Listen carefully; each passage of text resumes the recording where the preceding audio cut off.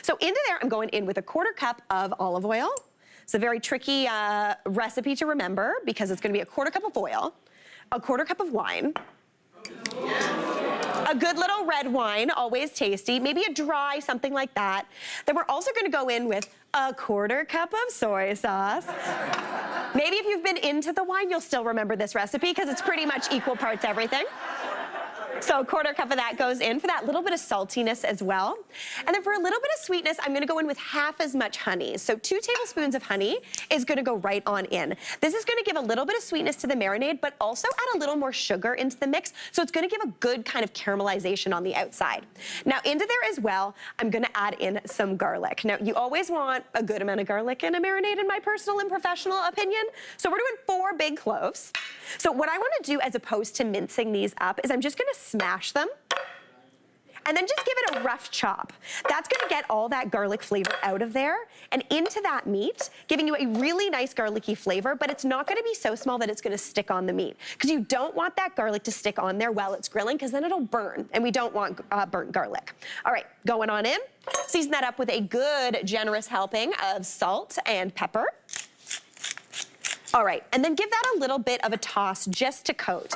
Now, for this marinade, if you are talking to my mom, she will tell you that this needs to go into the fridge for like a week and a half. Don't do that. She's always like, marinate it for longer, it's gonna be better. No, what you need is at least 2 hours, but you can also do this for up to 24 hours. That will get a nice, beautiful flavor in there. Just cover it, pop it in your fridge, but then before cooking it, you wanna take it out and let it sit for about half an hour at room temperature just to take the chill of the fridge off. Now, I've got one here, and don't be alarmed by the color. That red wine has gotten into this meat, so it's got that beautiful marination happening, which is looking beautiful. And I've got a pan here over about medium-high heat. Now, again, this is perfect for the grill. I do it around medium-high on the grill as well. Now, I'm gonna add a little bit of oil onto here, but as opposed to doing this into the pan, I actually like to oil the meat. That gives you the right amount of oil to coat it, but it doesn't give you so much that it starts to spit and make a mess of your kitchen. All right, season that up again with some more salt, a little bit more pepper as well. And then you do this where I pretend it's like a fish and just flop it around a little bit just to get it all coated. Feeling good. All right, now this is gonna go into that hot skillet. That's what you're looking for. That beautiful sear is the sound you are going for. That needs about, I would say, 4 to 6 minutes per side. Now, a lot of times people will tell you when you're cooking flank steak, like 2 minutes, that is gonna give you the bluest steak this side of the Mississippi, and we don't want that. So let it go for about 4 to 6 minutes until it reaches about 130 on the inside. That'll give you a nice medium rare, perfect for eating. All right, while that does its thing, we're gonna get to work on this salad. So I promised you tomatoes and cucumbers, so obviously we're gonna do tomatoes and cucumbers. But before we, yeah, you know what? I'm gonna do tomatoes and cucumbers first. I was gonna make the dressing, but I'm playing fast and loose today. Feeling good? Yeah. All right, so I'm just gonna have some cherry tomatoes and add those on into a bowl. You want anywhere from 2 to 3 cups of cherry tomatoes. Now, it is getting into tomato season, so as we do go that way, big, nice heirloom tomatoes would be absolutely beautiful. But I always write recipes because I'm not sure when you're gonna be making them in the year. If you're making this in the middle of winter, cherry tomatoes are always gonna be fresh. They're always gonna be juicy and delicious. In the middle of January, a Toronto January, with weather not at all like this, you are finding the saddest tomato ever. It is gonna look beautiful, and then you eat it, and it's gonna taste like nothing. So that's why I usually stick with cherry tomatoes, but if you find beautiful, beautiful heirlooms, feel free to add those in as well. So I'm gonna go in with the rest of those tomatoes. Then I'm gonna go in with some cucumber as well. Now, for the cucumber, you can dice it, you can slice it, you can do whatever you're feeling. I'm gonna do a little bit of a slice here. I've also gotten really into smashing cucumbers. If you've ever seen that, I feel like it was viral for a while on the internet. But basically, you get your whole cucumber and a meat mallet or a wooden spoon, and you just kind of whack it. It gives it a really, really nice texture. You could totally do that as well. It allows the dressing to really get into that cucumber. It kind of breaks down the fibers a bit, giving a little bit more kind of absorbability for that dressing. All right, I'm gonna go into that bowl with that cucumber. And if you didn't have cucumber, it maybe wasn't looking great that day, you could sub this out with green beans, with asparagus, with whatever you're feeling. Now, I also love a little bit of shallot. So I'm gonna thinly slice up some shallot and toss that in as well. Now, if you don't have a shallot, you could easily do this with a red onion. That would work beautifully. But I love a shallot because it's kind of a softer onion flavor. It's almost like if onion and garlic had a baby and then made a shallot. It's a good thing. So just thinly slice that up and add that on in. Now, if you are someone who maybe doesn't like the taste of a raw onion, you could either swap this out with green onion or do what I'm about to do. Add the dressing or the vinegar onto the shallot and let it sit for a minute. That's gonna pull back on that spiciness. So the first thing I'm gonna add in is about 2 tablespoons of some red wine vinegar. You could also do this with lemon, you could do it with apple cider vinegar, but I figured we have red wine in the steak, why not do red wine vinegar here? So 2 tablespoons right on top. And you can see I'm kind of like favoring the shallots there. That's just gonna pull back a little bit of that kind of punchy spiciness, which we don't necessarily want. Gonna season that up with some salt, a little bit of pepper, and then I'm gonna go on with the rest of my dressing ingredients. This is just super duper simple. I'm gonna go on with about 2 tablespoons of olive oil. Perfect. And then to bring everything together and give it a really nice kind of emulsification, 2 teaspoons of Dijon mustard just brings everything in.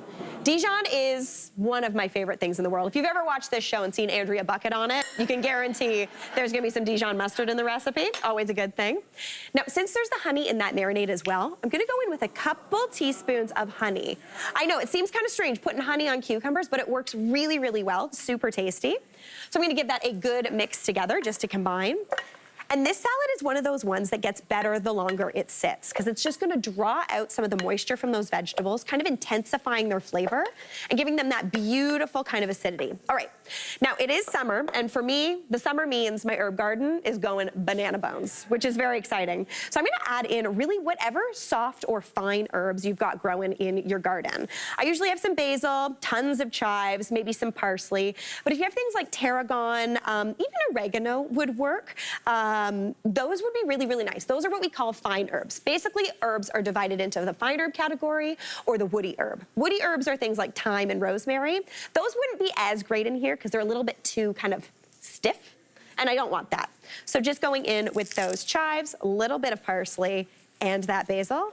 Give that a nice chop up. I'm gonna chop them nice and big because this is kind of acting as the salad greens in my recipe. This is the thing. I think in the recipe I call for 4 to 6 tablespoons. Clearly I am not following my own recipe. But when it's herbs, just measure with your heart. Do whatever you want. That's gonna give a ton of flavor. It's absolutely beautiful. See, it kind of acts like the greens. Isn't it beautiful? Super tasty. All right, now into there, we're also going in, obviously, with some of that feta cheese that I bought at the market. You gotta just crumble that right in. But if you wanted to, if you're someone who likes a blue cheese with their steak, a little blue cheese in here would be absolutely beautiful. Or fry up some halloumi, pop that in there. Ooh, that'd be nice. I've got about, I'd say, 1/2 cup to 1 cup of that beautiful feta. Give that a nice mix together. And like, look at how good that salad looks. I am thrilled. All right. Now, I'm gonna go check on my steak, see how he's doing. I'm gonna give this one a little bit of a flip. Oh yeah, you got that char. That is absolutely stunning. I'm very excited about that. But while that keeps doing its thing, obviously this is TV and we are live, so we already have one cooked right here, which is a dream. All right, now for flank steak, like I said, anytime you're looking to cut the flank steak, you wanna cut it against the grain. Now it gets more obvious as you cook that flank what way the grain goes. So if you look at this flank, do you see these lines here? That's the muscle fiber. So what you wanna do is you wanna cut it against that. So just get your knife and run it along. Oh, look at that beaut. That is a beautiful medium rare flank steak, super nicely cooked. Oh my gosh. So when you're cutting it against the grain, basically what you're doing is making your job of eating much easier because you're cutting through that fiber, cutting through that muscle, making it absolutely beautiful and tender. I'm gonna plate this baby up. Just pop it onto a board. Just make it nice and fanned out, looking absolutely beautiful. And then I'm gonna go on next to that with this wonderful salad.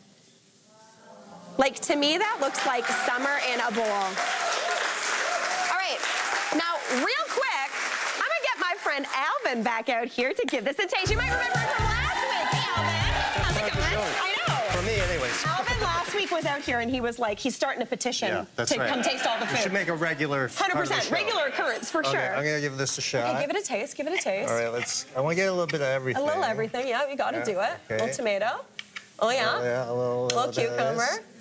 Alvin, okay, you are. Look at that. That is nice. How's it tasting?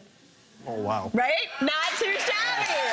I love it. Right? Another winner. Another winner. You heard it here first. Alvin, thanks so much. Hey, Mary here. What did you think? Drop your comments below and don't forget to like and subscribe for more of the good stuff.